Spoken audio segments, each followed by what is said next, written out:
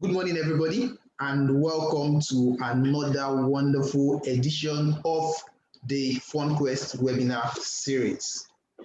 Today, we are going to be speaking about the current employment situation in the country vis-a-vis the SME option as a possible solution. First off, I want to thank everybody who has taken out time today to join us for this interactive session. To joining me on the panel today to help us discuss these issues are first off the MD of FunQuest, Mr. Abiodun Akinjaeju. Mr. Akinjaeju was once the he's the managing director of FundQuest Financial Services Limited, and he has also served as a special advisor to the Commissioner for Finance of Lagos State on technical matters between the period of November 2011 and May 2015. He has also been CEO, FBN Securities Limited, and the head of the capital markets at the same firm. He'll be sharing today with us his years of experience and his thoughts on the current situation and how SMEs can play a vital role in curbing the current unemployment crisis. Thank you for joining us this morning, Mr. Akinjaeju. Pleasure to be here. Also joining us on this panel today is Mrs. Obashola Dele Oni. Mrs. Dele Oni is an accomplished SME investment executive with more than 15 years of domestic experience in the financial services industry. Experience in the industry spans relationship management, SME financing, project financing, risk management, advisory, and business support services. She holds an MBA degree from the prestigious Business School of the Netherlands. She also holds a master's degree in public and international affairs, and she's an accredited small business consultant. Mrs. Obashola Dele Oni, thank you for joining us this morning.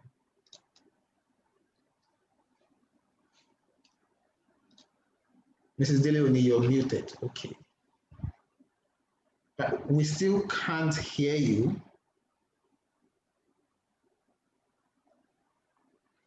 I believe Mrs. Dele Oni is having a little bit of technical issue over there.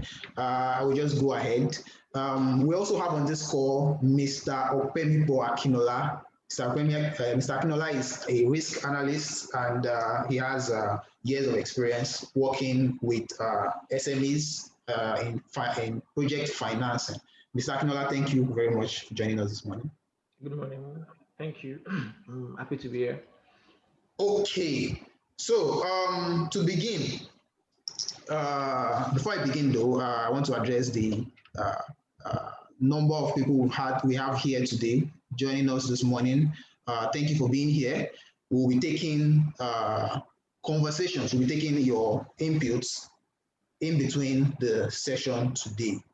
So, Mr. Akinjaeju, I'm going to start with you this morning. Before that, I'm just going to put out I'm going to put out the screen now. So, there it is. The unemployment rate today in the country, 33.3%. As at 2014 Q4, that number was at 6.4%. That means the unemployment rate has more than quadrupled between 2014 and today. So, what is your take this morning on this situation? How did we get to this point where we are today? Yeah, thank you, Kayode. And the issue confronting us as a nation, I would say, is multidimensional, but trending backwards, a little. If you look at where we've been 30 years back, in 1990, our unemployment rate was just 5.5%, went to 13.1 in 2000, and by year 2010, it has grew to 21.4, and by 2020, it's 33.3.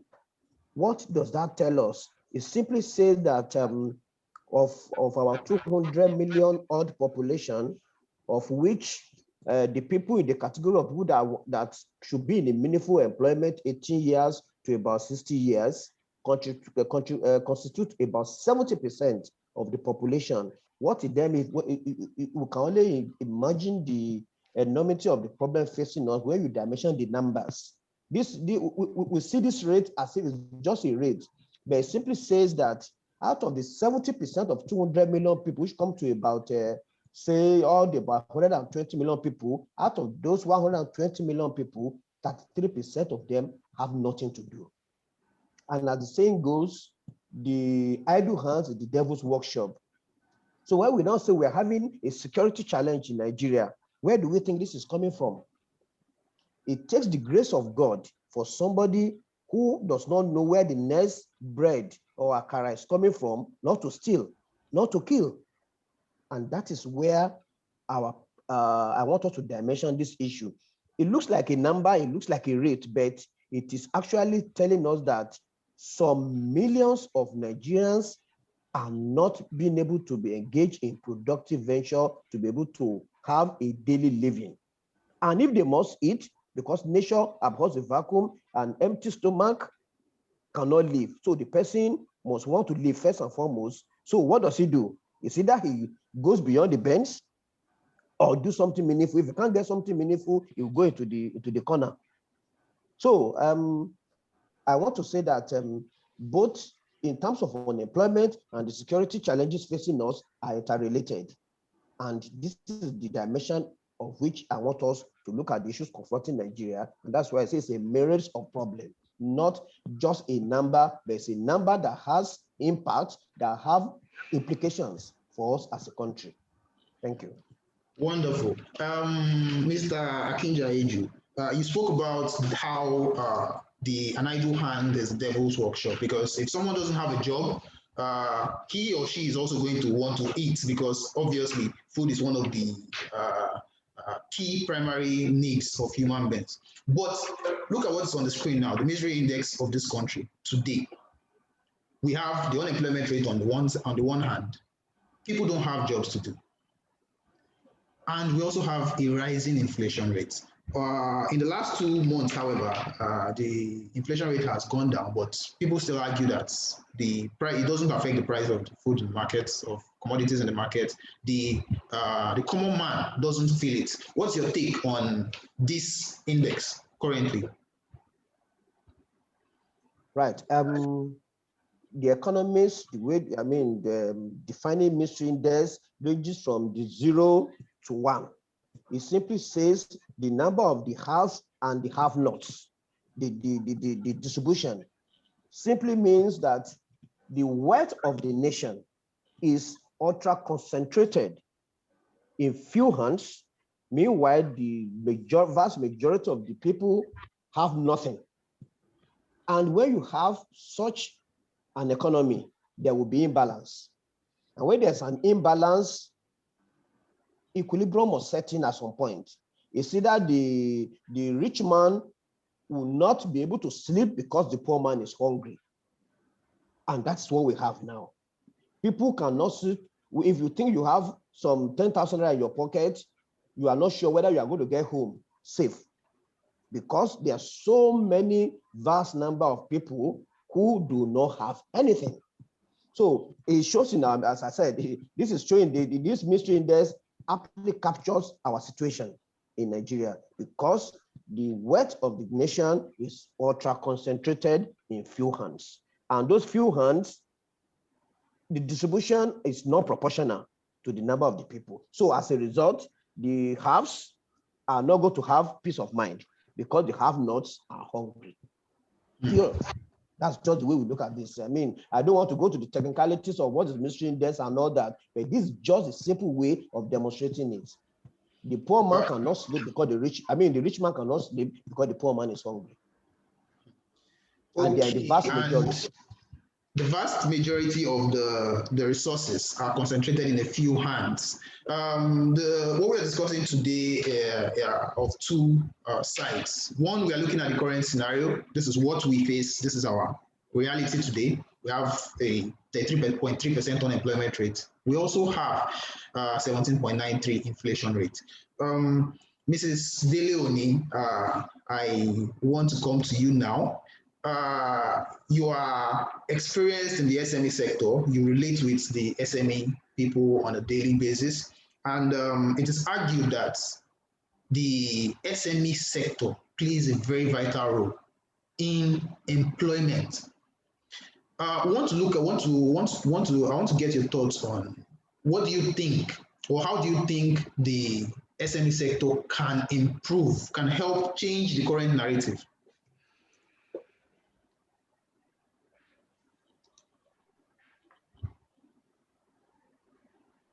Mrs. Deleoni, we still can't hear you for some reason.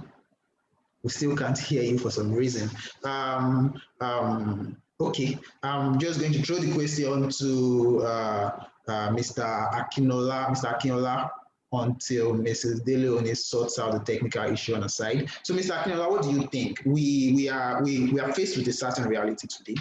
We see the unemployment rate, we see the inflation rate. Food prices are getting high in the market, and we know how impactful the SME sector can be. What are your thoughts on how we can, or how the SME sector can be structured such that this current narrative has moved in a different direction? Thank you for that question, Kennedy. Now, it will amaze you that the SME or the MSME sector in Nigeria is actually doing a lot. Now, I will be throwing out some statistics from the SMEDAN, that is the Small and Medium Enterprise Development Agency of Nigeria. Now, according to their report, the latest report of 2013, about 60 million jobs or employers, all right, work in that sector, in the SME sector. That tells you that the sector is doing a lot already. About 96% of Nigerian businesses are SME, 96%. Now, in other advanced countries, you have maybe 40 to 45%. But in Nigeria, we have about 96% of all businesses being SME. That is, they are micro or small or medium. It tells you that those larger corporations are only taking about 4%. That tells you that the SME sector is doing so much already. All right, they contribute about 48% to our GDP. But how can we improve this? That is, how can we improve the SME sector? Okay, if you're looking at it that there's unemployment, let's look into SME. SME is already working, but I think the question should be, how do we improve this sector? Because according to the agency, they said most of SME businesses are operating below optimum capacity. That is, they are not producing enough to their capacity. They're not doing the things they can do. Why? Because there are a number of factors that are impeding them, that are preventing them from doing the things, from operating maximally. So the question now should be, how do we improve SME to further help us with our unemployment problem? Okay, and that will be providing funds, basically, because according to statistics, about 70% of SMEs in developing world have fund problem. They do not have easy access to funds. So the basic or the major way by which we can actually improve our unemployment is by helping SMEs or MSMEs access funds. Thank you. Thank you for that, Mr. Akinola. For those of us on the audience, I'll be showing a poll out right now. Mr. Akinola has said that one of the key things, if not the most important thing for SMEs in this country, is the access to funds. But what do you think? I'm asking this question to the audience now. What do you think is more important for SMEs in Nigeria? Do you think it's access to finance, or do you think it's an enabling business environment? Because that is also a major issue in today's current Nigeria. So the poll is going to be, the poll is on now, so we can all make our votes. What do you think is more important for SMEs in Nigeria? Do you think it's access to finance, or do you think it's an enabling business environment? So I think Mrs. Obashola Deleoni is back. Mrs. Deleoni, are you here with us now? Okay, we're just going to hold on for her. So we've spoken about... maybe we get Mrs. Deleoni to log out and re-log in. Maybe it might help in a way.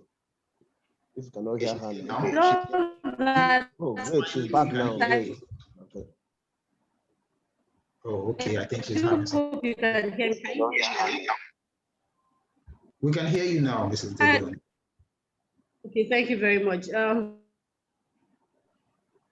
Okay, it seems like she's having So difficulty with her can you internet. please take the question? I do apologize for the network. Can you please take the question? Where do you want me to contribute again?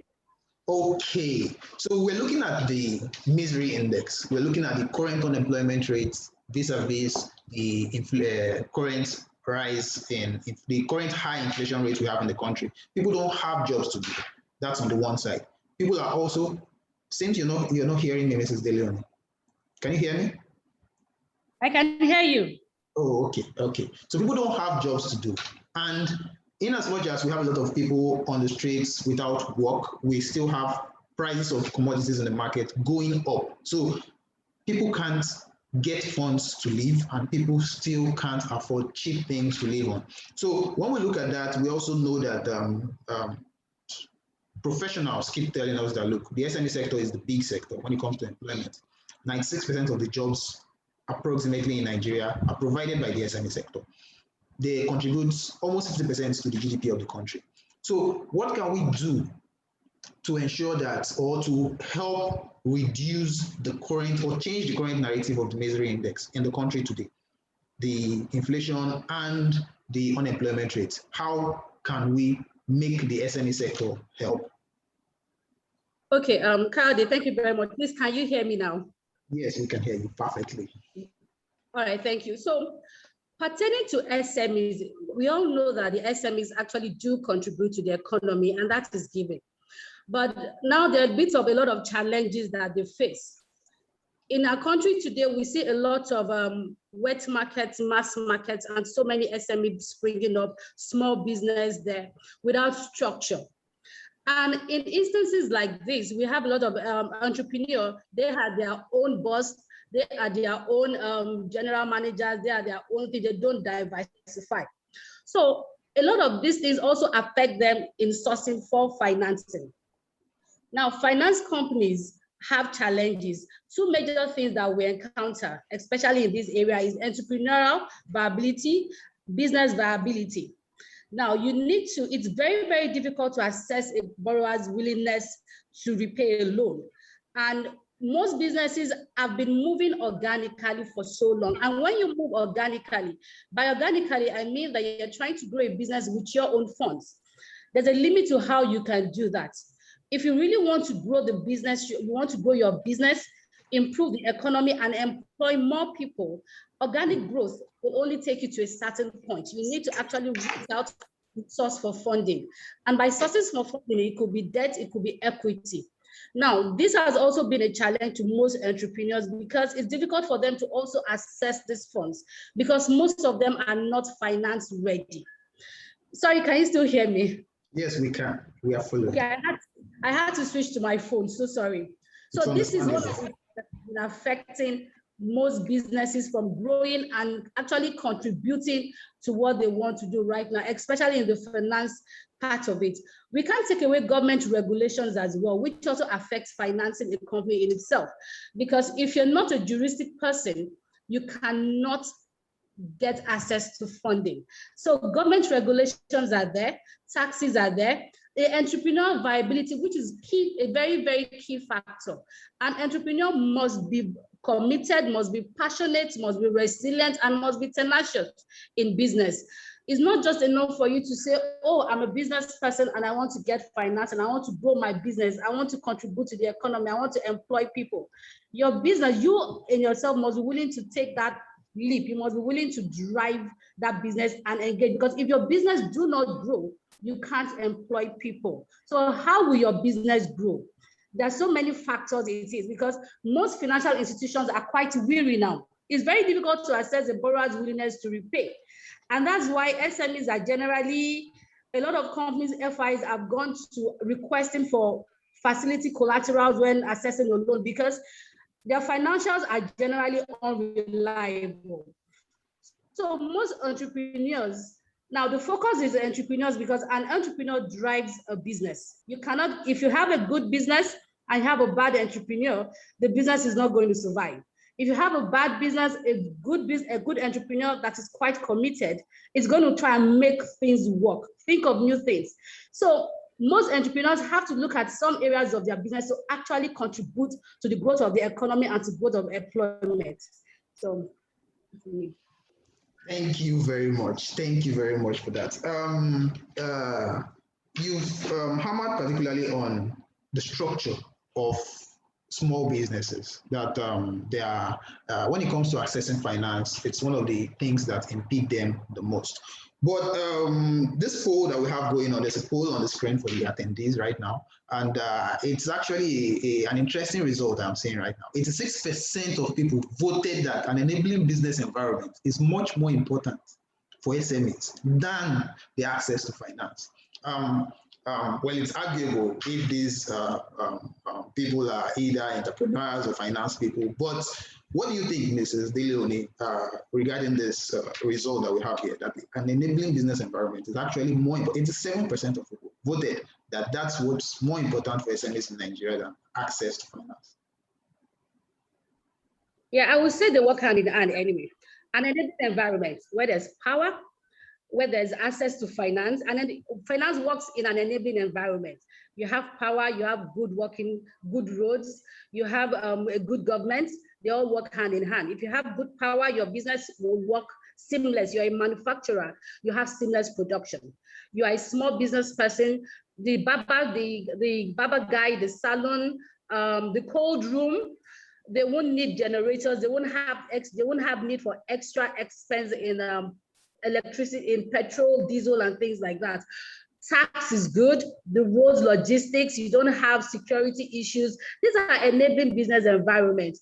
And when you have all of this, you can actually make very good projections relating to your business. You can budget, you can project where your business will grow, because then you don't have uncertainties cropping into your business unexpectedly. And that's how it works. So when you have an enabling environment, then the yearn to grow is there. And even financial institutions will be able to actually assess your business without fear of uncertainties. So I think they both work hand in hand. So an entrepreneur requires that enabling environment first to conceive the idea, to bring his idea to birth, to start the business, then to walk the ropes, to learn lessons, and then seek the next level of growth. So that's my thoughts in that regard. Okay, interesting. They both work hand in hand. An enabling environment would ensure that a financier is even more comfortable giving you his or her money. So, Mr. Let me just give a perspective to this. Let me give a perspective to that. There's this saying that when you see a banker jumping through the window, follow him, because there's money to be made. The banker will seek for opportunities where it lies. So you don't need to even invite them. When they see the opportunity, they will chase you there. So those people that have voted for enabling environment, they are quite right. When a business environment is right, capital will flow there. Capital flows to where it can be profitably used, it can be securely used, and it can be repaid. So the business environment must be such that incubates businesses that make the business to thrive and to grow. And when there's growth opportunity, finance will follow. So it is really imperative and it is logical that business environment constitute an impediment to MSME growth, and it has to be addressed. Okay, before we continue, a word to the audience. If you have a comment, if you wish to make an opinion on any of the discussions we're having today, you can always use the raise your hand feature on your participant screen. If you raise your hand on your Zoom screen, we would be able to take a few people to make some comments during the program. So back to you, Mr. Akinja-Eju. We know the reality we are being faced with. We don't have an enabling business environment. These days, a lot of people don't even open the news because it causes distress to people's mental health. A lot of things are happening, things that make businesses unable to carry out what they would normally carry out on a day-to-day, and as such, businesses die. There was an article recently about a report where one statistician wanted to take that statistics on small businesses in Nigeria, and he got a list of them. And from one business location to the other, he kept hearing either they were in running at 50% capacity, or they were already dead. So, what do you think, given the current reality we face, and given the fact that SMEs are supposed to play a major role in creating employment, if this employment is gotten, what do you think about the sustainability of it? Because let's say the government wakes up tomorrow and pushes a lot of money into the SME sector, and we have SMEs here and there, employment is created. What do you think the level of sustainability of these businesses and the employment they have created would be? Thank you. In business, generally, you either must be offering a service or offering a product. And when you offer service, there must be a repeat usage of that service. Or when you produce products, there must be repeat purchase of those products. I will say that in conceptualizing business, some of the entrepreneurs, and that's why there's need to teach entrepreneurship in schools. Some businesses will think they are businesses. The proof of concept is not there. People just see some momentary need, they jump, they think there's a business. But they just go down the line, they realize that there's no repeat purchase or there's no repeat offer of those services. That means there's no proof of concept. A proof of concept shows you it will tell you there's a need or a service to be rendered somewhere, and there are a lot of need for that services. Then you have a proof of concept. Or you want to produce an item, and you realize that when you produce that item, how many people will need such product, and what is the need for it, a repeat purchase of it. It's just like somebody want to go into, I read an article sometimes back, you want to go into a rat trap manufacturing. And they realized that rats were getting extinct in that community. And meanwhile, this person wants to grow his trap production. At the end of the day, there's no need for trap because there's no rat again. So at the end of the day, you must dimension the service you want to render and who are you rendering these services to, or the production you want to engage in, who are you offering this product to? What is the opportunity for repeat purchase? So in any business entrepreneurship, the entrepreneur must look at the proof of concept of such business. Half of the business that starts as a good business is because there's no proof of concept. The way the proof of concept is there, there's service to be rendered or there's a production to be made and people will buy them, then you have opportunity for growth. We need to understand that. And that is why it is important that we need to change our educational curriculum and teach entrepreneurship and skill in our schools. Who history and philosophy help these days? That is what the educational template we used in 1964 is what we are still using in 1984, is what we are still using in year 2020. This thing have to change. We must teach skills and entrepreneurship in schools these days. We need to change our educational curriculum. It is important and imperative to be able to ensure that we create more MSMEs that can thrive, that can grow, and that can provide employment. That's a key important. And as we said that the operating environment also must be clement in the sense that you must have basic infrastructure to be able to enable you to do business and thrive. When you open a business, you have to provide borehole, you have to provide generator, you have to provide security, you have to provide this. How much capital have you gotten to be able to do those business? So at the end of the day, before you even start, failures are setting because you need so much to invest in some of these things that ordinarily should come within the environment we should do the business. And that's one of the problem with MSMEs. Before they even start, they are already failing because either the proof of concept is not there or they went to that business and they realize that, hey, what I'm confronting here is beyond my imagination, they give up. So all those things must be tied together. So thank you for that, Mr. Akinjaeju.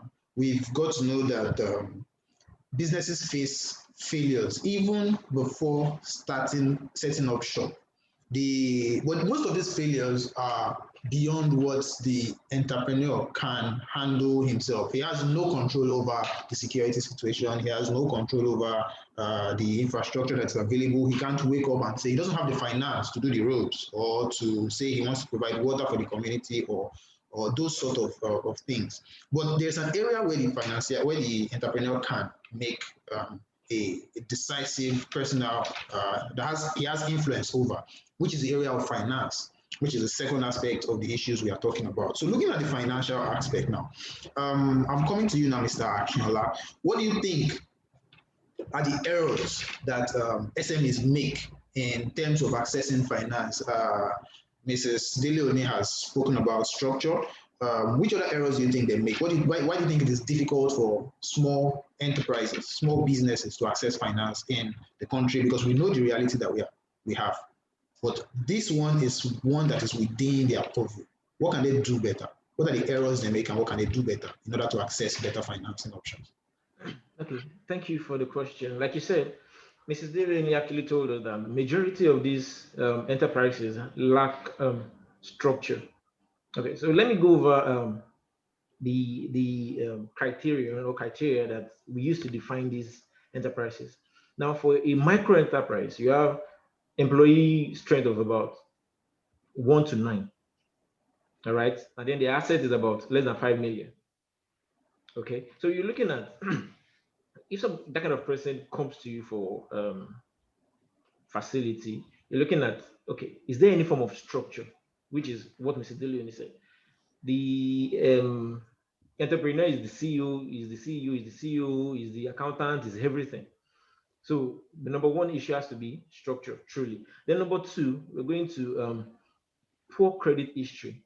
Okay, now when somebody approaches a financial institution for credit, they're looking at a number of factors.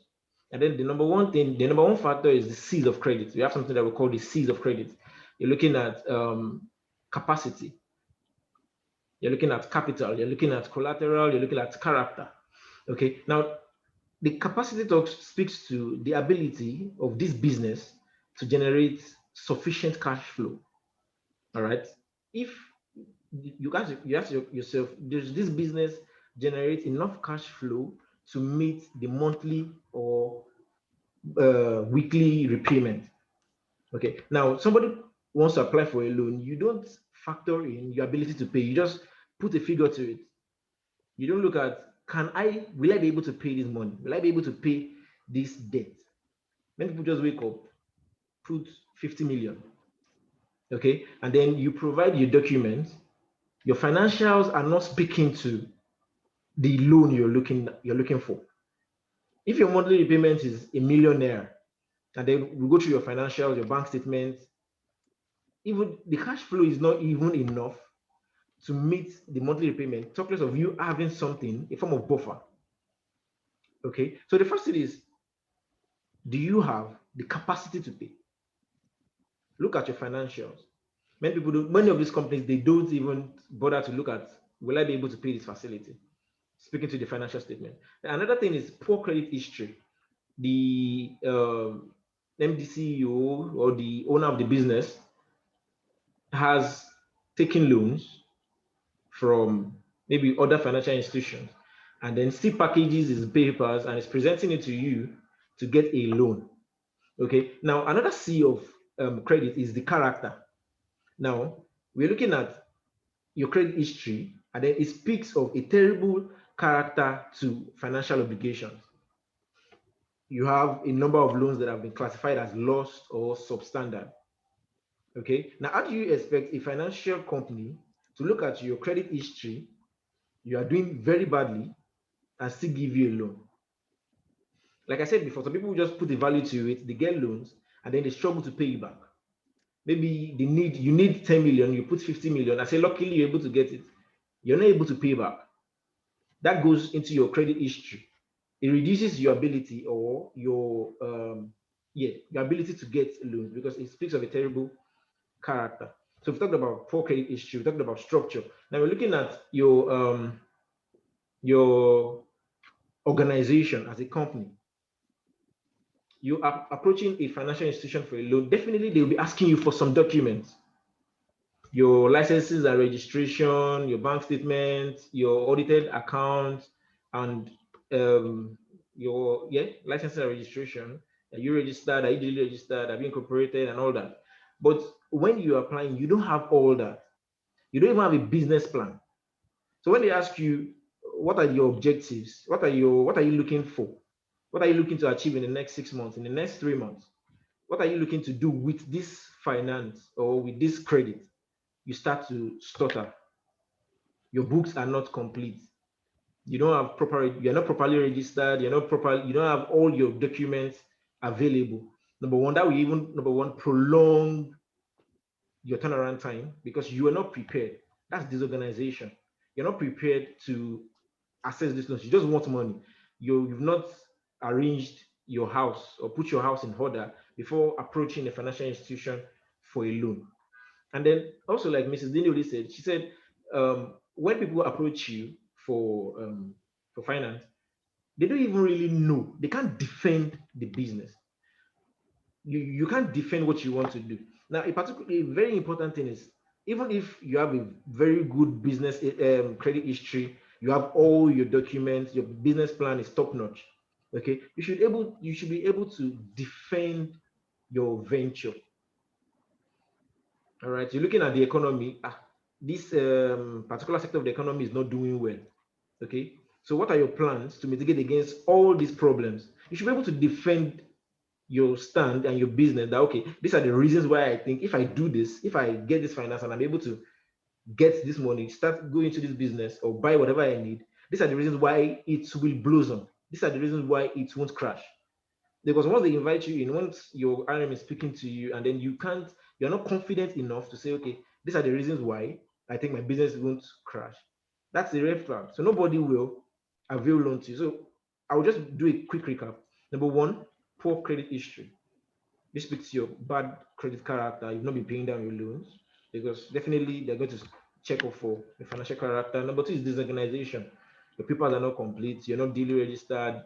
Your business plan is out of this. And then number four is you don't have your financial statement, your financial papers. You don't have audited financial papers. That is which will help us to understand how well the well-being of your business. You don't have that.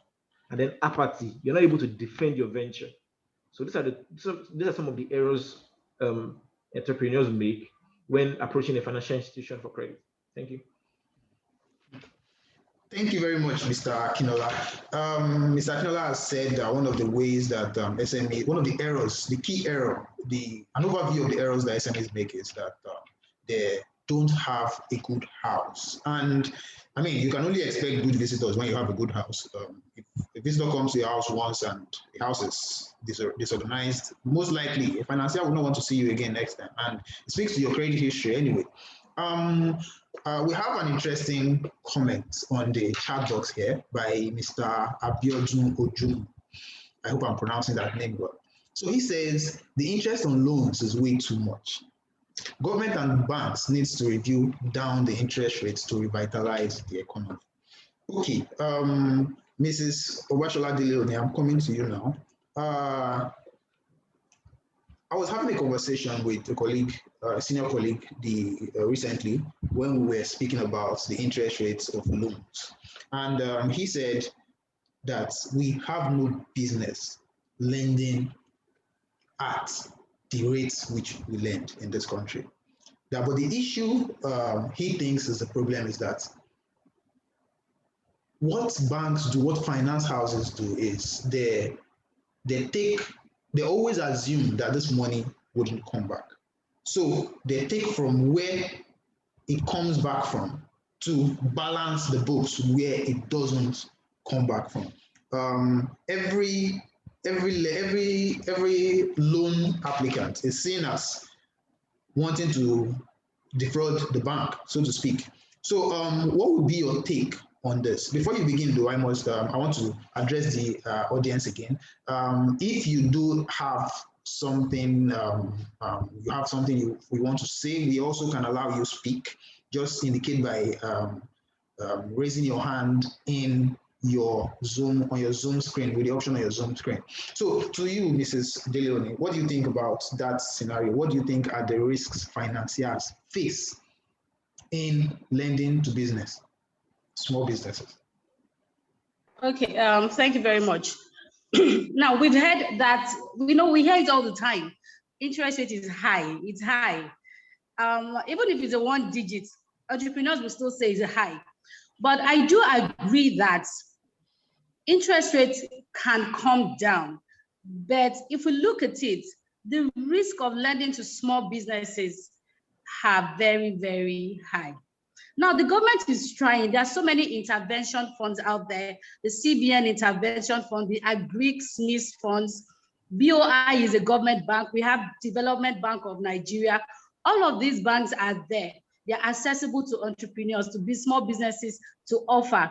But now the problem is, how do you assess this funding? Mr. Akishola said something. There are some things that you need to, and most entrepreneurs don't do their researches. You can actually have access to all these funds if you want to.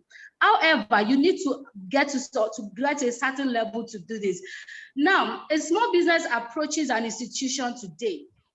You don't have a structure. You don't have good financial documents. The entrepreneur is a serial entrepreneur. You don't have a collateral. Now, how do you guard against this? The reason why most interest rate is high is because, one, the risk is high level of risk that the bank or the financial institution has to go through. Now, the bank in itself is the cheaper fund, but if you look at the high rate of default, you can't use an entrepreneur to assess a pool of entrepreneurs. Now, the rate of default today in the country is very high. You have also an entrepreneur that may walk away in the event of any eventualities. So how do you come against all of this? And then access to funding. Most banks get funding from people. Most FIs, that's non-financial institutions, get monies from institutions, from funding, and they have to hedge a certain level of risk. And how do you hedge this risk? It also comes from the cost of funds. The cost of funds is high, and you have to pay back investors and all of it, which is why a lot of this interest rate is high. But yes, the government I will say that the government is trying by introducing some of these intervention funds and a lot of this. What I can say is that, back to where Mr. Akishola stopped, entrepreneurs must be ready to launch out. It's not enough to say that interest rate is high. We hear that all the time. But how solid is your business to assess the funding itself that you can assess to reduce your risk? Where are you? Let's give an example. I was having a conversation with someone in the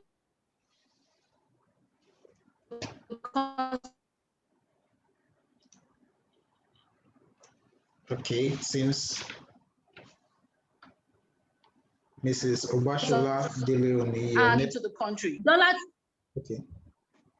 My network is bad. Yeah, Can you hear me? You're back now. You're back. Okay, thank you. Now, 2 months ago, the dollar was 385 to a naira. Now it is 411. If you were to give, so those uncertainties, who bears the loss?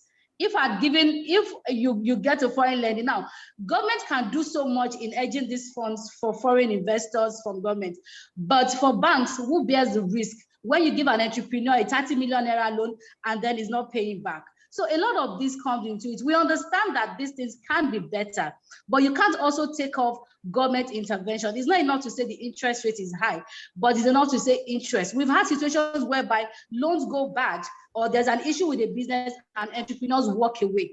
Who bears the risk?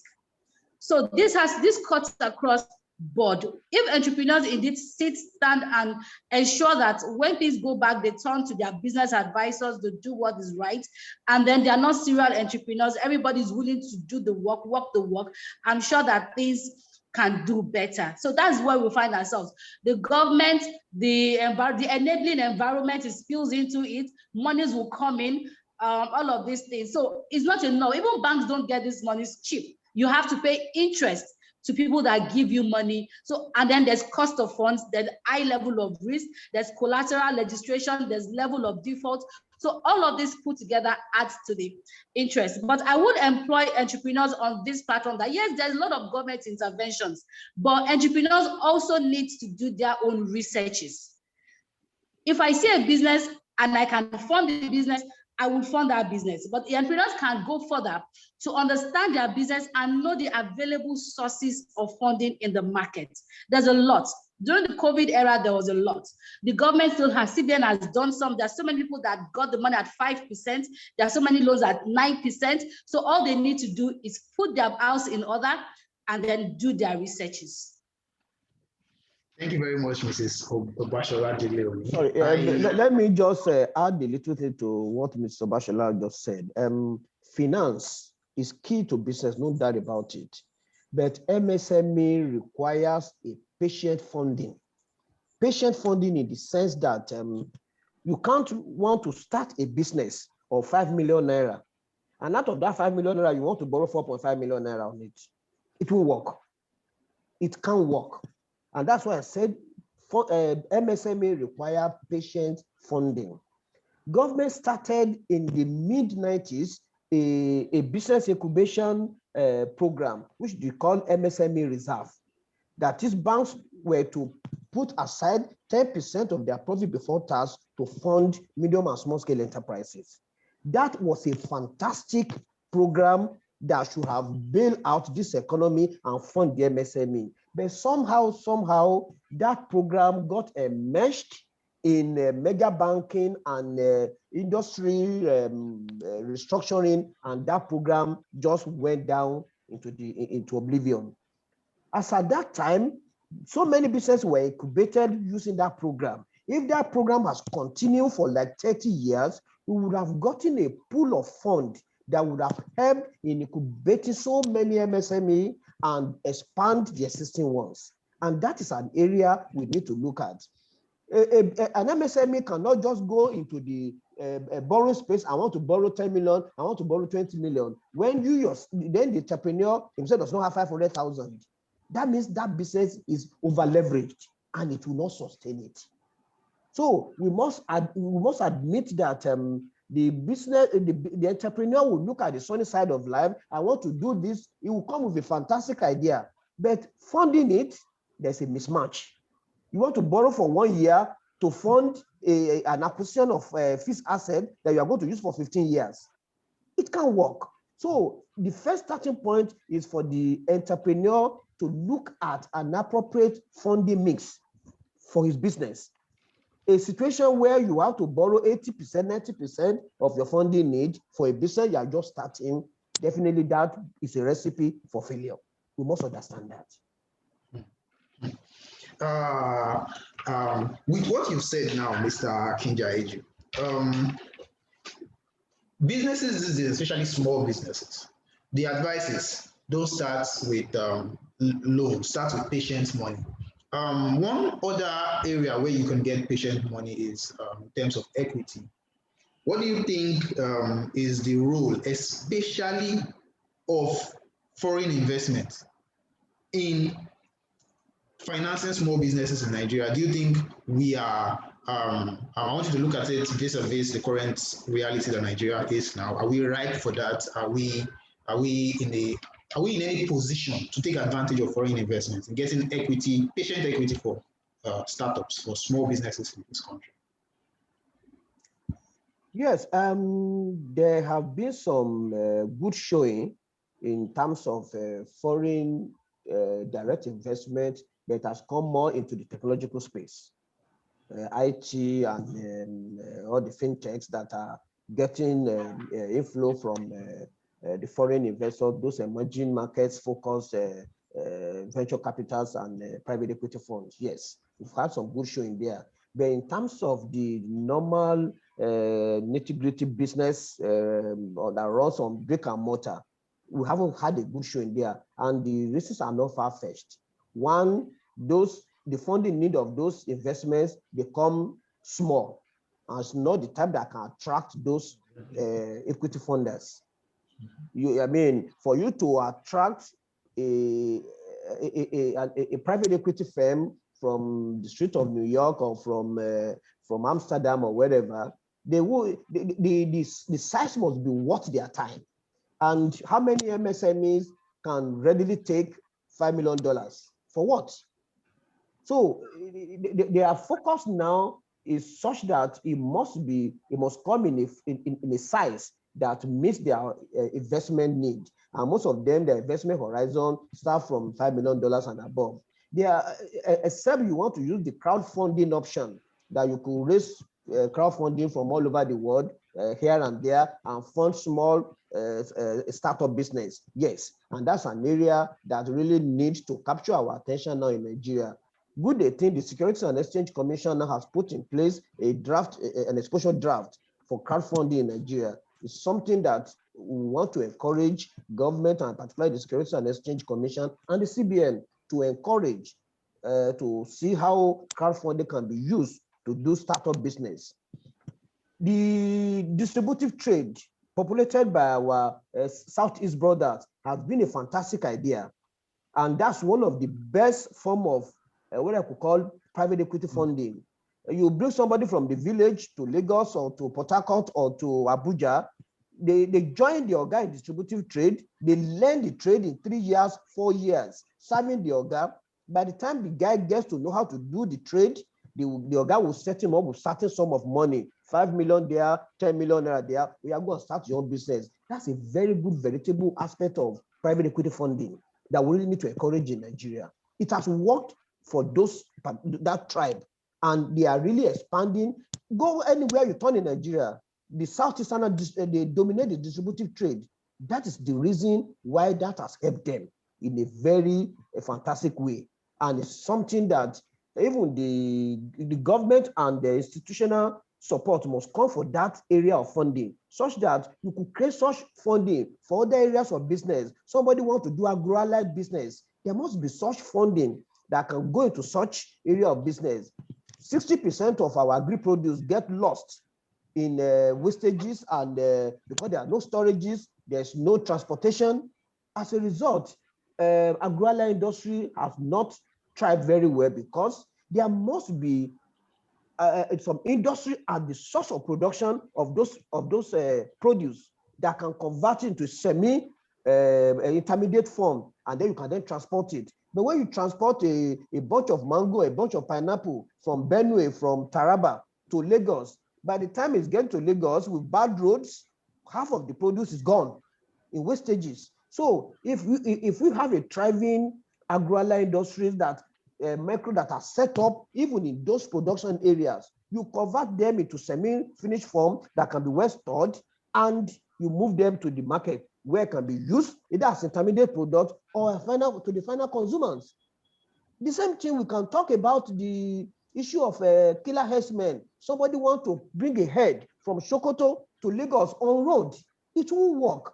Why not have a meat factory that can debone, kill the animal, debone it, refrigerate it, and then transport it? In that case, you solve the problem of people going through other people's farms, causing mayhem, killing each other. Those are some of the institutional things that we really need to look at as a country and ensure that there are adequate funding set up. One, to encourage the production of those animals, their feeding, and at the end of the day, we will solve so many other problems in between. So, as I said, patient funding is required, and we need to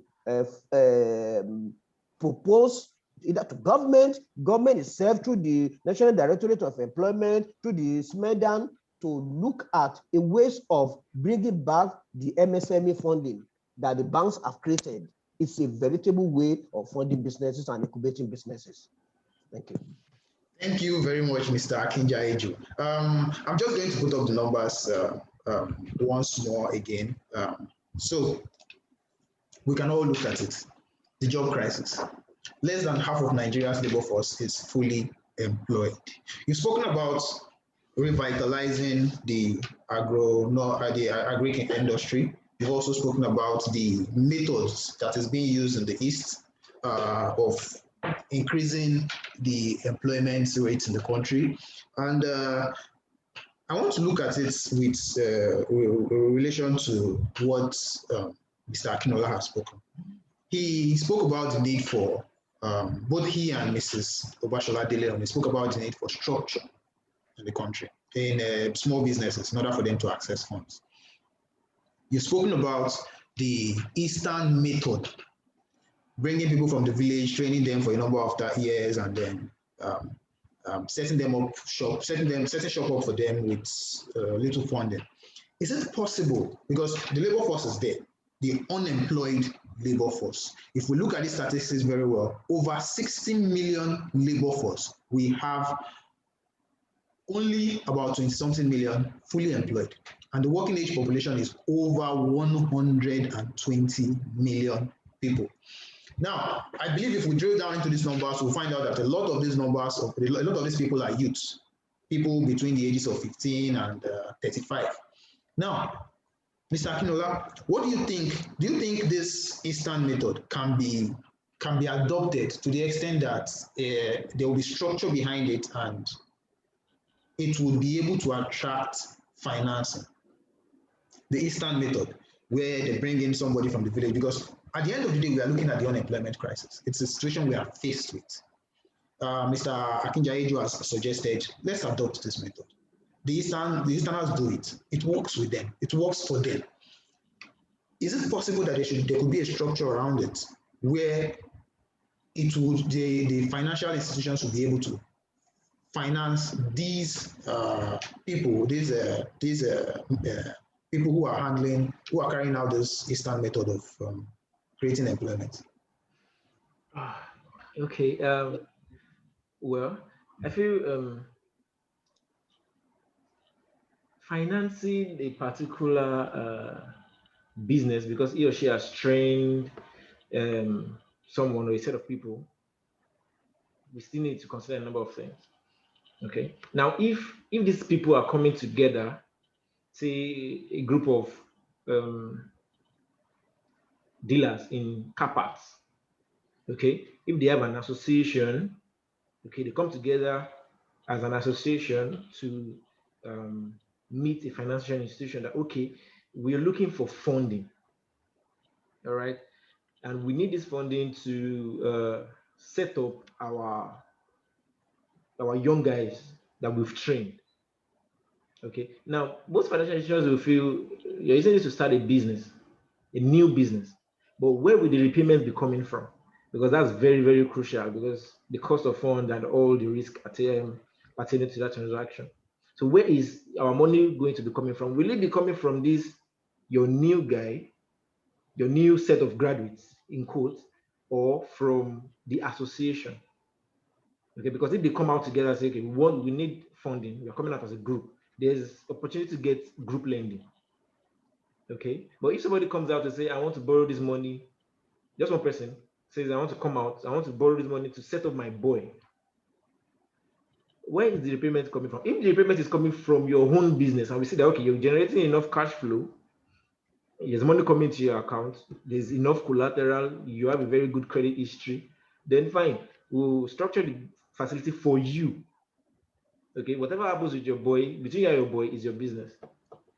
Okay, but if you're bringing out somebody that definitely has been trained but wants to start a new business, there's still a very high risk of the business, something going wrong with the business, because definitely this is a new person, a new business, so there's still high risk of business crashing.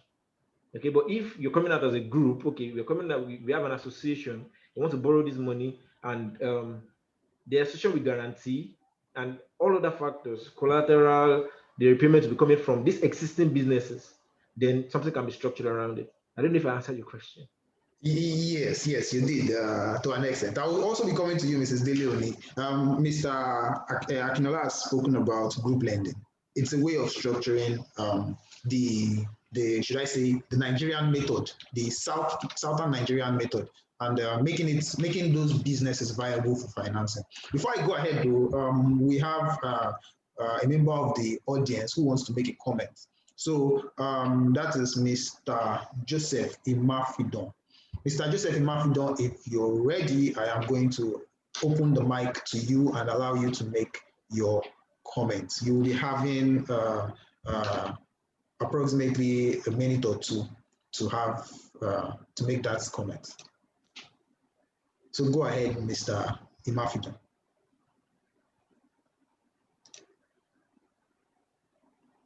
You're still muted, Mr. Imafidon.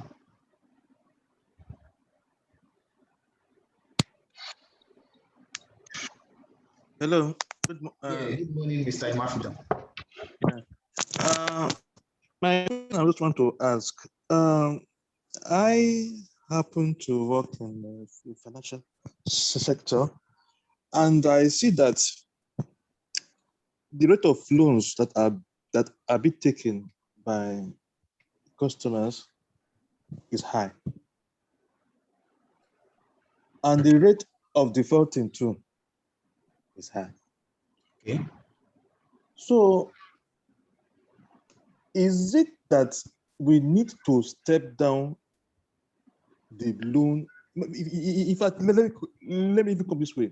What can be done to reduce the rate of defaulting of these customers in our banking industry? Because the rate of defaulting is quite high.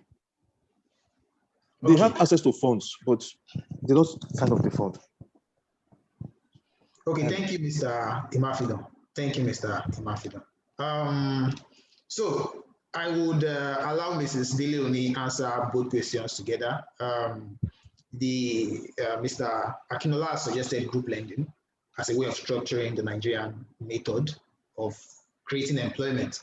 And we also have the question from Mr. Imafidon on how possible it is. We'll be looking at SME in this particular scenario, how possible it is to, what can be done to reduce the default risk from the size of customers. Okay, thank you, Mr. Imafidon. I'll answer the question and I'll look in different perspectives.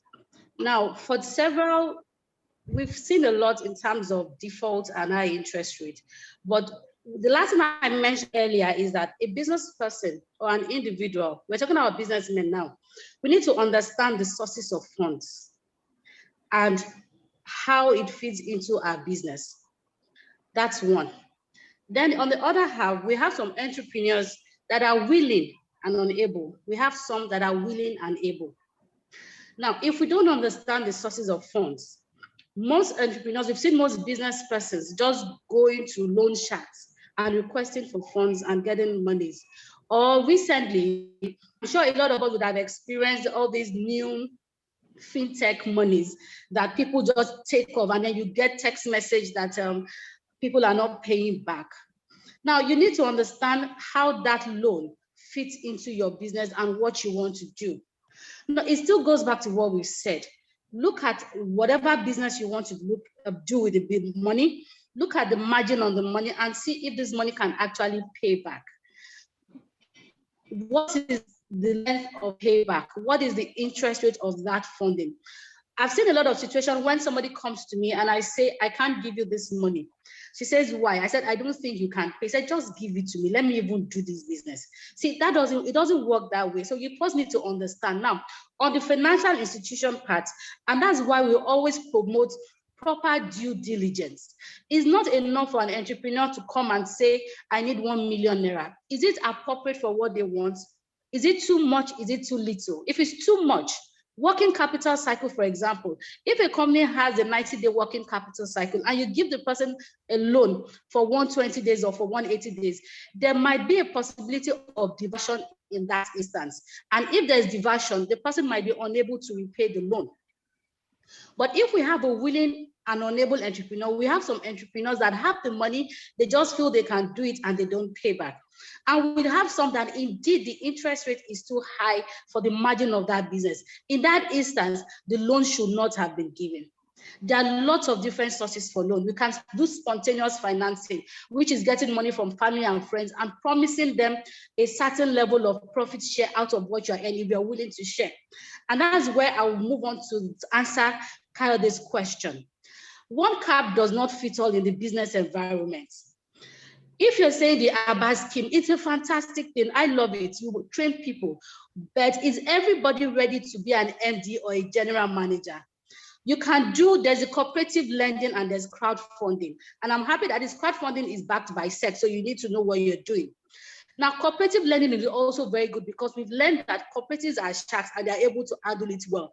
But people need to grow to a certain level to ensure managerial skills before we can give them loan. The old cars. Now, what is the willingness of these young guys to actually do this thing? And for how long are we going to continue to promote opening buckets of shops when we need to start we need to get to that level where we promote partnership, alliances, and business linkages amongst business people? And that's where the major problem is. Everybody wants to have a shop. Everybody has to have a business. Why can't we come together and pull resources together? It's very difficult in this part of the country because there's no trust. And that's the issue. The trust of you taking it away from me if I bring you in is paramount in the minds of a lot of small business entrepreneurs. And we need to move on from there. There should be business linkages, there should be mergers. And most importantly, every financial institution has to include technical assistance and business support before giving out pre and post. Pre-business support means that when to you, it's not enough that he has finished his training with his boss, with his brother. He has to understand the finances. He has to understand the structure. He has to understand the business environment. Most of this, the ABAM logic, they understand the business environment. They understand the finances. But one thing that is lacking is financial literacy. And that is why a lot of them are not able to access bank loans. But they are able to, and now you see that they're making money, they are making cash, but are they actually making profits? With cash is king. Profit is also very good. But what most of them make all the time is cash. And they are comfortable with that. But in our discourse today, is that where we want to? We're looking at the situation where we want to actually grow the economy. The train, when their business goes down, everything goes down. So we need to find a way where you can actually build enterprise, build businesses. Most of them build businesses, build enterprise, whereby when these young graduates come in, they can come work, join the workforce. Maybe over time they learn, and they're able to build their own conglomerate, as it may be. So I think it should get to a point that crowdfunding is good, bringing it together is good, but we should also bring into it business linkages, business alliance, and partnerships that would actually encourage this growth. Now, in terms of youth as well, I'm privileged to be part of a team that is working on a youth fund right now. And I say that the government is moving in that direction to bringing in youth funds, engage youth employment. So it boils into different places. What sectors do these youth want to do? How do you want to do it? But most importantly, we're looking at actually saying how to train them to actually understand. It's not enough to say, I want to do this. It's enough to be able to go the total whole, and it takes a while. So Mr. Kijaju said something. You start first, you bring in your seed capital, you bring in your skin in the deal before you move on to that level of sourcing for finance. So that's my take. So I hope I answered Mr. Ifido's questions, Imafido's questions. There are lots of indices that affect that. So until banks, especially, also start reviewing business cases, because we see overdrafts. Invoice discounting, LPO finances might be straightforward, but overdrafts in most instances, term loan in most instances are not straightforward, and they need proper scrutiny, proper business due diligence before giving these entrepreneurs. They won't like it that you're not giving them loan, but at the end of it all, they will appreciate that you've helped them from getting into trouble. Thank you very much, Mrs. De Leone. Before I make a comment on that, we have Mr. BC Oni in the audience. He wants to speak. So Mr. BC Oni, if you're ready, I'm going to open the mic up to you now and allow you to make your comment. Okay, thank you very much, Kayode. I appreciate the privilege. I've listened to the conversations, and I see the essence of finance in SME, as we have rightly been having the engagement. I saw the pool you pull out at the earlier part of this seminar, whether it's finance or the enabling environment.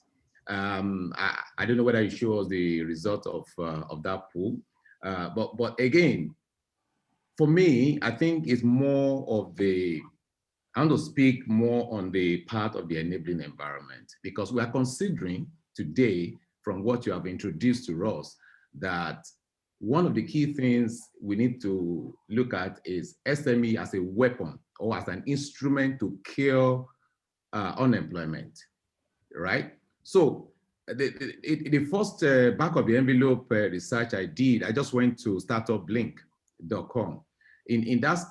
On that website, it says that Lagos startup ecosystem has overtaken that of Nairobi. And if we're saying enabling environment, that means finance is important, but it's not everything.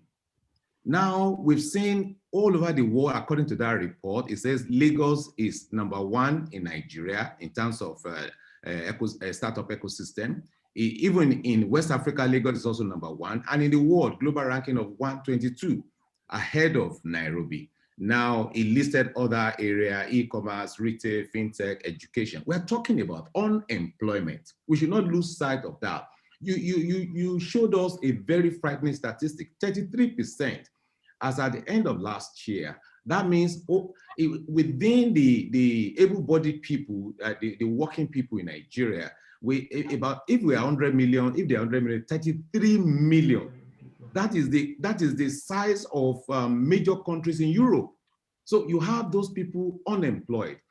But don't let us go into the deep meaning of unemployment. There is cyclical, there is structural, there is frictional, there is seasonal, a whole lot of other type of unemployment. The one that is easily curable is seasonal, because I mean, because this is an agrarian economy, you can say, well, let's just do irrigation and other mechanized form of farming.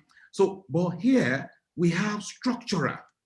If we dissect the unemployment type in Nigeria, you see more structural unemployment. How? It means that the structure of this economy is so imbalanced such that the concentration of resources is not geared towards creation of wealth.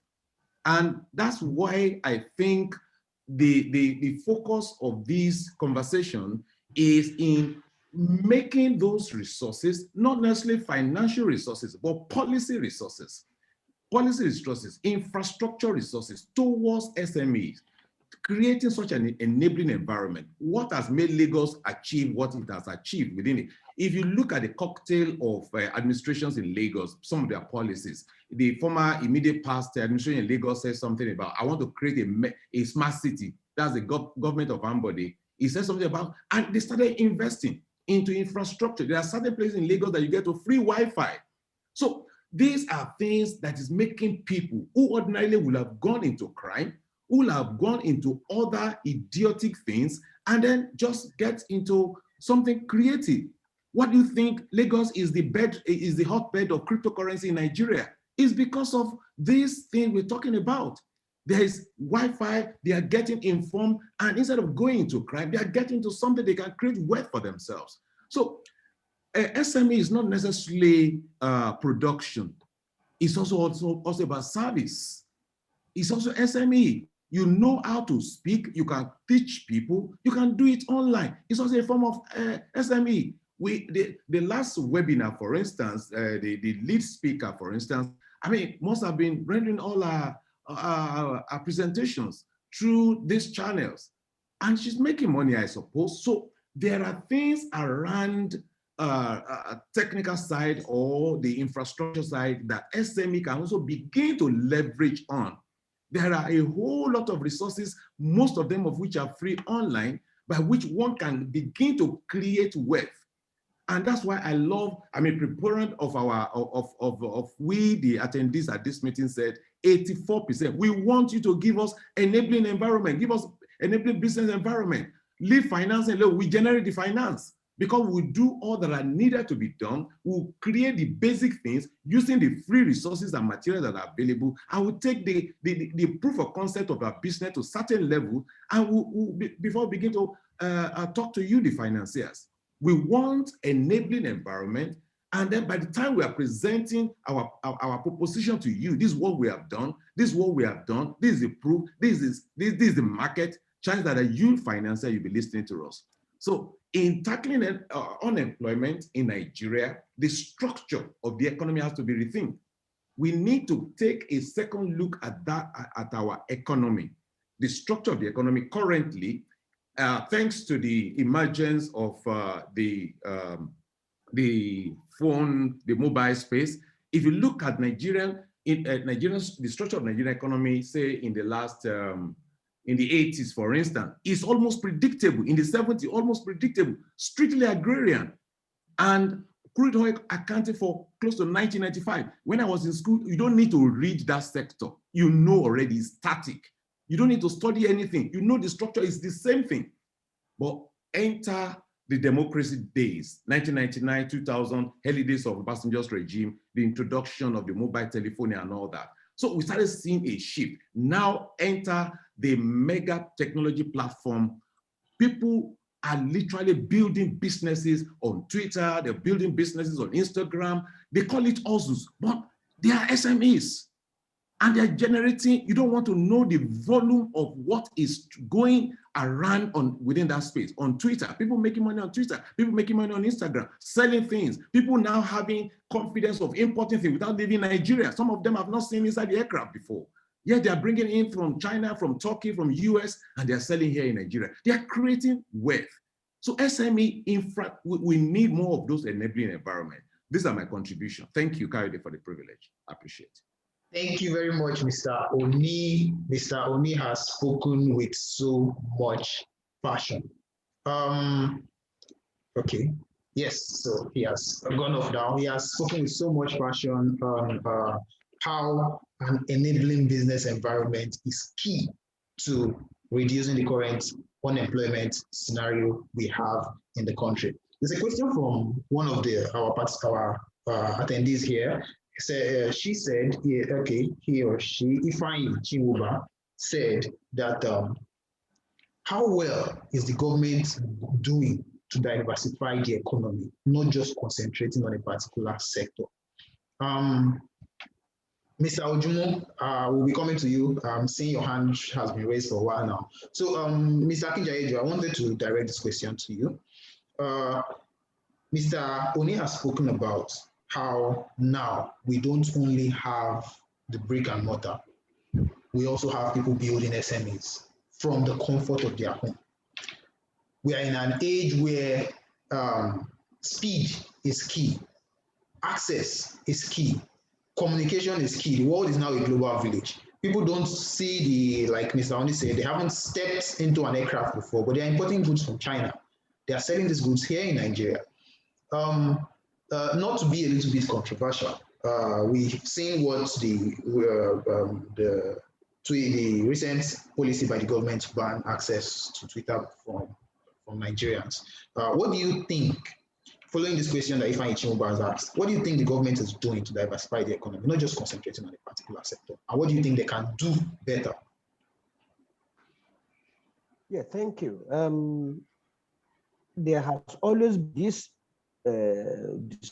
discussion about diversification of the economy. I think the Nigerian economy is highly diversified as we speak. What we have is a structural imbalance, as Mr. Oni have said.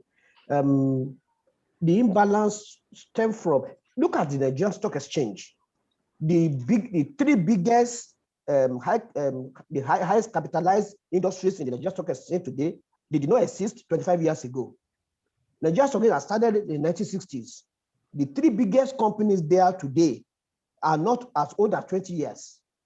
That's to tell you that Nigerian economy is highly diversified. If you look at the GDP contributions, the contributors to the GDP in Nigeria, the oil and gas that government derives 80% of its revenue from contribute less than 6% to the GDP. That's to tell you that the Nigerian economy is diversified, is just plagued by structural imbalance. Structural imbalance in the sense that the greatest wealth is concentrated and the velocity of movement is slow. If you look at, let me go to the wealth creators and where the money lies. It is just in the few hands, as your mystery index suggests early in this webinar. It's just a concentrated and a structural imbalance that we are facing with, and we need to address that. How do we address that? In the government policy comes in here that has to be done such that tax can be used to actually distribute wealth. And it happens in the US. We don't need to reinvent the wheel. The Biden administration now is still taxing the wealthiest more so as they can have more money raised to finance other sectors. And we cannot do that here. I happen to have access to the finance ministry in Lagos State. 60% of the taxes is generated in Lagos. Lagos generates 60% of its IGR through taxations and other. It's only the statutory allocation control about 40% of its earnings or revenue. How do they generate these taxes? From individuals, and when you look at those people that pay taxes, out of 20 million odd people in Lagos State, not more than 2.5 million out of that 20 million pay taxes to government, when actually about 6 million can pay taxes. That's number one. Number two, out of those 2.5 million that are paying the taxes, it's those in the payee, they actually contribute more. Meanwhile, the wealthiest, if you go and look at their tax returns, it's a pittance. And that is why the government continue to reinforce that area. We talk about land use charge. At some point, when between 2011 and 2015, they introduced the land use charge. And that is being taken further. You look at those highbrow areas in Ikoyi, in Victoria Island, in Ikeja. Go and look at their land use charge payment. To do that, I live in Agege. Somebody is in Ikeja that is collecting 5 million rent, is paying 250,000 naira in land use charge. Meanwhile, the person in Agege is paying 40,000. That is iniquity. You look at the value of the assets vis-a-vis what they pay. They need to pay more, and the wealthiest need to pay more into the pool in the Commonwealth, so that from where they draw those wealth, they need to contribute more into that Commonwealth. That's number one, redistributing the wealth through taxation. Because tax is a compulsory yet normal transfer of resources from the people to the government to be able to create social infrastructure. And we need to use tax to do the imbalance. That's number one. And as I said, the economy is really highly diversified. Telecoms, the biggest company on the stock exchange is MTN. It's a telecom. It didn't exist 20 years ago. So you can see that diversification is coming in. Oil is becoming less important in our scheme of things, just that it still generates disproportionate of our foreign exchange earnings and revenue, but it's changing. Tax are coming in now and are filling the void. We need to do more of that. Our tax to GDP ratio is still below 7%. Other countries are doing 40, 50 in their tax to GDP ratio. And that's why Nigeria need to focus more and generate more funds to build more social infrastructure to actually do more diversification and invest in MSME. But let me say this, MSME means micro, small, and medium enterprises. The problem with our entrepreneurs is that nobody wants to start from the micro level. People want to jump from to the small to the medium. No, it doesn't work that way. You want to start a business and you're already paying a rent to rent a space for 1 million. Come on, something that you can actually start from your backyard and then grow it from the micro, you grow to the small, then to the medium. But we don't do that in Nigeria here. We want to start and be on the highbrow street. You want to create, you want to be making slippers. You want to start on Allen Avenue to pay a rent of 1 million so that they can see you. No, people now do their things and put it on the social media and they sell from there. They don't even have a shop. They don't have a space. They do it from their bedroom. They are creating these things. People need to watch out. Brick and mortar is going out of it, and we must understand that dynamics to say that I need so much capital. No, if you are a baker, start small from your gas cooker in your kitchen. Start with the cupcakes from there. People get to know you, they don't start dream on. It is when they start dream on that your kitchen oven cannot cope with, then you can be talking about industrial oven. But here we don't do that. And that is where training in entrepreneurship becomes important.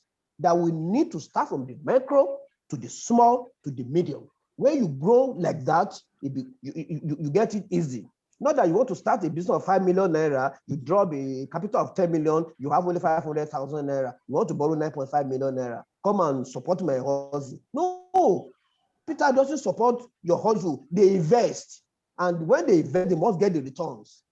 And that's why entrepreneurship training and skill training become important, and we must pay, and capacity development, we must pay emphasis on that. Thank you.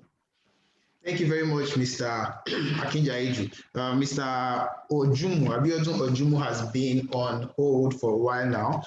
So Mr. Abiodun Ojumu, I'm going to allow you to make your comments now. Shortly, you would have a few minutes for that. So if you're ready, you're coming on now. Hello, okay. Mr.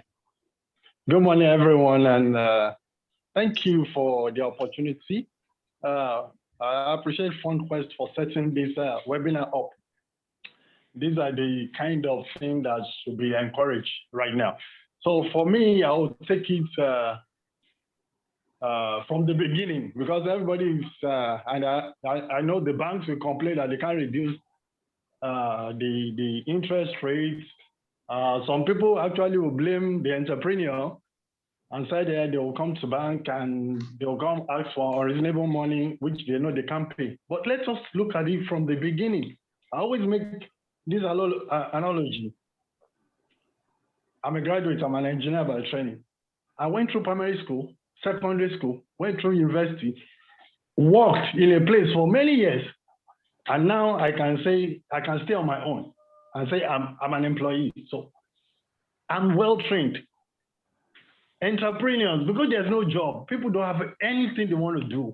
So the next thing is, entrepreneur is the word in town. So everybody wants to jump at it without any formal training.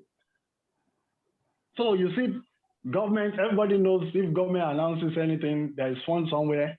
In Nigerian mentality, our mentality is free funds. And sometimes you can see government sharing money, and I don't think it's the right thing to do, but it helps, yes. So the first thing, I'll go back to education. Education is the first thing. And I know a webinar like this is helpful, and I will encourage you guys to be doing it and invite much more, Education, education, education. The lady, Dele Oni, madam, beautiful words. Mr. Oni, beautiful. But the thing is, train people. How do you train people? They said the people, entrepreneurs don't research. Some people, it's supposed to be easy. If I want to start up a business now of, let's say, farming, where can I go? The NGOs, the government, somebody should help and set up a site so that I can easily go there and say, okay, these are the requirements. These are the training. Some people are actually doing it. Some banks, and they are organizing trainings. Beautiful. But that's the first thing. That's the building block. You have to educate people. So firstly, when you go there, you will know whether this thing is for you or not. You need training.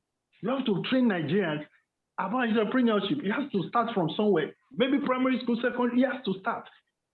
Outside the country, they have radio stations only for entrepreneurship training. They have TV stations only for entrepreneurship, and they continue. It's not only about training people. They help people to access loan. They monitor people. They progress it. They help you. Even if you are going down, they give you money. Government agencies, they give people money, because at the end of the day, you have to look at it. This business employ people. So people will be out of job. If you have to, government have to help them. They need to help them. So it's a deliberate effort, and nobody is looking at it from the angle. Education, let's start from the building block. Education is key. That's what I have to say. Thank you. Thank you very much, Mr. Ojumu. He is another that has spoken with passion today. Mr. Akinola, I'm going to come to you now. We have just a few minutes more before the program is ended. We still have one more. We'll be taking one more contribution from the audience as well before we call it a session today. So, Mr. Akinola, you heard Mr. Ojumu. He said we should go back to education. Yes, Mr. Akinjaiju has also said that earlier in the show today that we should look back at our school curriculum, try to make it more practical because according to him, who would philosophy help in this present dispensation? What do you think? Can this education be done not only for not only going back to the roots this time around, but in terms of what do you think the impact would be if such trainings are beginning to we begin to carry out such trainings for SMEs, for entrepreneurs this time around? Because initially you spoke about the 5C's of credit and all of that. These people don't know that. All they know is they want money. What do you think the impact would be if this training starts happening with entrepreneurs? I believe there will be much improvement because, as Mr. Akinjayeju and Mr. Ojomo have said, you need to train people. Many people don't know how to write a business plan. They just know I want to go into entrepreneurship, I want to do this, I want to do that, but they don't know how to write a business plan. Okay, so of course, when people get trained on how to go about a particular form of business, how to write a business plan, how to do financial projections, definitely the business will improve. Definitely. So if you're asking me what impact do I think it will have, education, fine, it will have a very huge impact on SMEs. Okay, thank you for that. Mrs. Deleoni, I'm going to throw a similar question to you now, if you're still here. I'm going to throw a similar question to you now. We've seen the current scenario. We've seen the figures. We've seen the number of unemployed. We have over close to 70 million in the working population. We have about 30-something% of that without jobs. And a further around 15.9 million, according to the NBS, people work 20 hours or less in a week. They are virtually unemployed anyway. So if we look at these figures and we look at what do you think the difference would have been if we had such an arrangement in our school curriculum, if people were being taught entrepreneurship from a very young age, do you think it would have made much of an impact? How much of an impact do you think it will make going into the future? Thanks, Kayode. I agree. There would have been a lot of difference right now. Teaching entrepreneurship, teaching empowerment skills would actually give you the wherewithal to launch out and at least give you a bit of courage. I remember there's this book, I don't know how many of us remember it, I think Simbi or something like that. You know, there's one of the pages when it was the head used to do, the head is used to carry water.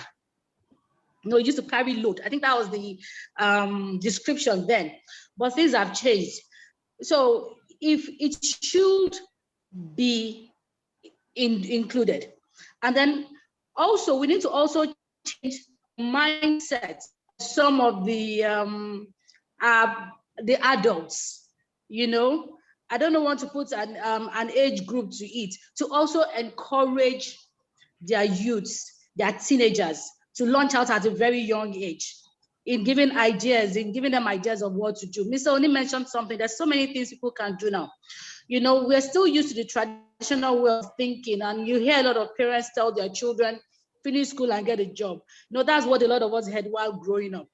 And a lot of this thing is get a job so that you can support your family. You know, you don't hear the get an idea, launch out something, do something. And that's where the Western world is different from us. You know, we're all on Instagram, we watch e-news, we see a lot of these celebrities. How old are they when they start? 30 years is even too old in the Western world to start. You're getting old at 30. So it's something that needs to be encouraged. Recently, I've met a lot of you. You look at all these new entrepreneurs that are locking down funds, that are closing funds. How old are they? And where they have a rate of, you look at the new universities now, Covenant University, Babcock universities, and I did a research on where did they graduate from? Some graduate from Covenant, and that means there's something they're doing differently that emboldens this youth. So I do agree that we need an enabling environment, and which is what I said, what we said the other time with Saki Jai, that they both work hand in hand. You give them an enabling environment to work, to bring out, you encourage them to actually look for that passion, look for that idea they can bring forth. And then when they get that idea, when they're able to build on it, then the finance come in. So I agree I from young age, I agree that from you get the boys about not enough children at home. Nobody, well, my mom used to say something, this is the computer age. So children should be introduced to this thing right very now. A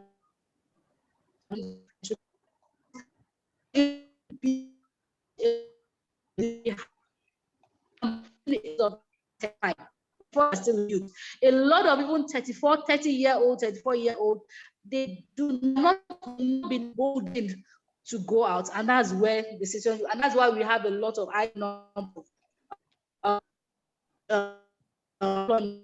if both told them, oh, you need to work, you need to make money. Entrepreneurs, there's risk in entrepreneur, those kind of actions, then things will be better. Thank you very much, Mrs. Deleoni. Although at the point it seems your internet was a little bit fluctuating, but I think we get the gist of what you're trying to say. That we need that we need to change the mentality, the mindset, because it's a new dispensation entirely. Things have changed. To be fair, things have changed. Back in the times of the older generation, it was, and which is another angle that we can look at it. We can look at it as in the angle of population growth. There used to be a time when it was believed that the problem with Nigeria was not funding; it was how to spend the excess resources that we already have. It's here with us, and at a certain point, you get out of school, there's a job waiting for you. At the point in this country, once you, not even first class graduates now we're talking about second class, third class graduates, you are not done and companies are waiting in line. Come out, we're picking you up. Come out, we're picking you up. But nowadays it's the other direction. I was looking at the news recently, and there was the news of a first class graduate, I think from school in the East, university, one of the big universities in the East, and they were given the sum of 500 naira by the school for making a first class degree. Nowadays, you have nothing to look at, to look forward to. It's that bad, which is why I said there's another angle we can look at it, the angle of population. We are many, admittedly, but it could also be a plus. Fair enough, it could also be a plus. So we are running out of time now, and I will be asking for final words. I was going to take one other comment from the attendees today, but I think I would have to skip that so as not to take too much of our time. So final words from everyone now, starting from Mr. Opemipo Akinora. Okay, my advice to entrepreneurs and business owners would be always shop around. That is, like Mrs. Deleone said, she said, look for that finance that suits you. All right. Not all forms of financial companies or institutions have what you need. Try to educate yourself, do your research, look for what fits your business and go for it. Okay. And also try to get educated, attend capacity building trainings, entrepreneurial schools. Try to get yourself educated in line of your business. All right. So you'll be able to improve. That'll be my final words. Thank you very much, Mr. Akinola. Mrs. Deleoni, over to you. Final words for us and for the attendees we have today present with us. Okay. Thank you very much again, Kayode. I'd like to appreciate the opportunity. And one thing I'd like to say is that we're in a growing environment. The world is moving fast. There are a lot of opportunities out there, and it's for us to grab it. Entrepreneurs, we need to be able to diversify. Don't stay with the norm. Let's just look out. Let's study it, and let's encourage growth even amongst our entrepreneurs. And that's how we can actually grow our businesses as well. I just like to maybe summarize a bit of takeaway. We need to be able to articulate our business opportunities. Whatever it is, whatever business we want to do, we need to have a comprehensive business plan and constantly update it, whatever we want to do. Whether you're in multi-level marketing, whether you want to do crypto, whether you want to do, you're a YouTuber, you need to constantly have new ideas, look for ways to grow and to encourage people to venture into, to like your concept. Then you need to understand your numbers. Numbers are just not an ordinary level, at a very high level. Financial literacy is key. You don't need a third party telling you what to go on in your business. Then you need to identify a business mentor and be a mentor to these people. In this way, your business will grow, learn new things. You'll also be able to teach. If you can't teach, you can't employ people. It also helps. Then corporate governance is key. Corporate governance is key. We didn't really dwell on that. Corporate governance is key. When you have corporate governance, you have people coming together to help you bring in new ideas and to grow your business. Business growth helps you to grow your business, bring and employ new people. Then finances. Then you can start looking for finances. If you're able to do some of these things, you may not even bring finances. Finance will look for you. So that's what I want to just say before we go. Thank you very much, Mrs. Deleone. Relationships are key, both external and internal, as those relationships will determine what the business turns out to be at the end of the day. Mr. Akinjayeju, final words from you, sir, before. Thank you. Let me say that I hope we have few unemployed people on this platform, on this webinar, but I want the message to go out there. People have to put their certificates inside their lock and key, in their box, and keep it, and do things with their hand. That's number one. Number two, agriculture has always been the driver of our GDP in Nigeria from time immemorial. Even as the farms are being disrupted now, agric still contribute nothing less than 4 to 5% to our GDP.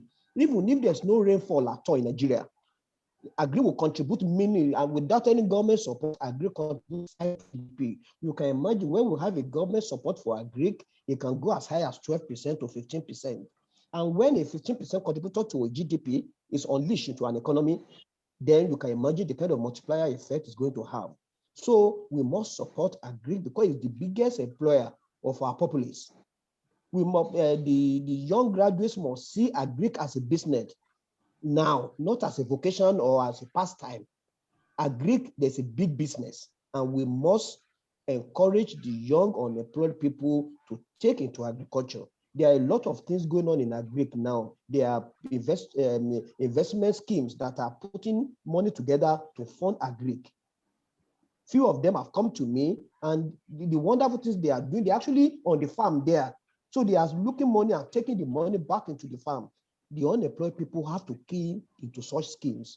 We must, a nation that cannot feed itself is not a suffering nation. And Nigeria must be able to use agri to feed itself and to export. And that is an area we need to pay attention to. So our unemployed youths, I want to encourage them to look at what they can do for themselves, not what the certificates can do for them.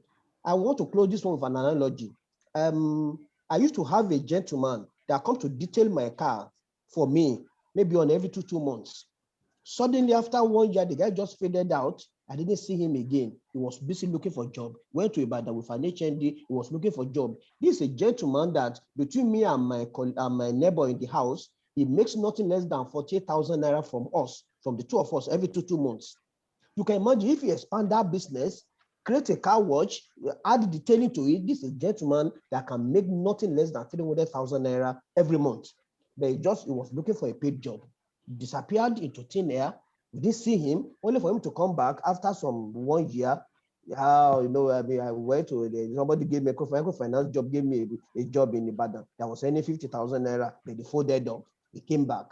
This is somebody that could conveniently have opened a car detailing business. He doesn't need to have a shop. He comes to your house, detailing for you. He does 2 cars in less than 3 hours. He earned 8,000 naira.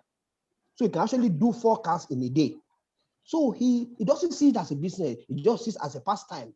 And that is the where entrepreneurship comes in. We need to encourage people to do things what they have passion for, to do with their hand and create business out of it. So on that note, I want to say thank you to you and to everybody. Thank you, Mr. Akinjaiju. I think Mrs. Obashola Dileone has the final word, another final word after her initial final word for us. Mrs. Obashola Dileone, please proceed. Thank you very much, Kayode. And I really want to say something to the youth. If anybody is online today, think of new ideas. Mr. Oni dwelled on something. Don't let us look at the traditional way of doing things. Let's look at new things. The world is big. The internet, COVID has made us understand that we can do things like Mr. Oni said from our rooms and launch into the Western world. We can do so many things. We can do exports, create new ideas, look for new ideas, and don't look at the conventional way of I'm looking for a job. Yes, one cap does not fit all, but then there are multitude of ideas in today's generation that create good money. The most importantly, get a mentor. FunQuest is there. They have very good. They have a very good management team, and I'm sure that if you launch out, nobody's going to look for you to mentor. You have to be the one to venture out and do this research yourself. So that is very, very key. The world is large and is big enough for everybody to succeed. Thank you. Thank you very much, Mrs. Dileone. So thank you very much our guests today, the panelists, the attendees. We've looked at the unemployment situation today in the country, and we've seen how dire the situation is. But it's the situation in which we find ourselves. It's not an ideal world, but it is the current existing world which we live. If we don't get up and do things to change it, nobody will do it for us. We have to do it for ourselves. And it starts from the little things, the small things. Like our guests today have spoken, you can start from small. Where you see an idea and you don't have the ocean which you require to build it, you can start from the little drops of water. And one day, once that water is appreciating to a cup, to a bucket, someone is going to look at it and say, this guy has there's something here, and let's put our money in it, and let's make it the big ocean that it could be. Most foreign investments that come into a country doesn't come in because they see that because you're already big. Sometimes they come in, they look at your size. You're quite small, yes, but it's a potential for massive growth. And once there's a potential for massive growth, money will find you. You don't have to look too far in searching for it. And of course, we've also spoken about the largest employers of labor, which is the largest sector, which is the agric sector. With the new generation of people growing up have almost, although it's as a result of the environment we find ourselves, they've almost entirely jettisoned that sector. I mean, it's seen as a vocation, it's seen as a pastime, it's seen as dirty work, but it's work and it's earnest living at the end of the day. And it's something that, if properly done, would propel you. I mean, one of the richest people in the world today makes his money from agriculture. People have to eat. It's a fundamental need for humans. And when people have to eat, there is money to be made in producing food for those people. So thank you very much, everybody, today. We've had a wonderful session. We've looked at the employment situation in the country. We've looked at how the SME sector can help. And hopefully, some of the things we said today would go out there, and both the individuals and both the individuals in government will be able to take some of those points and implement it to make the narrative different.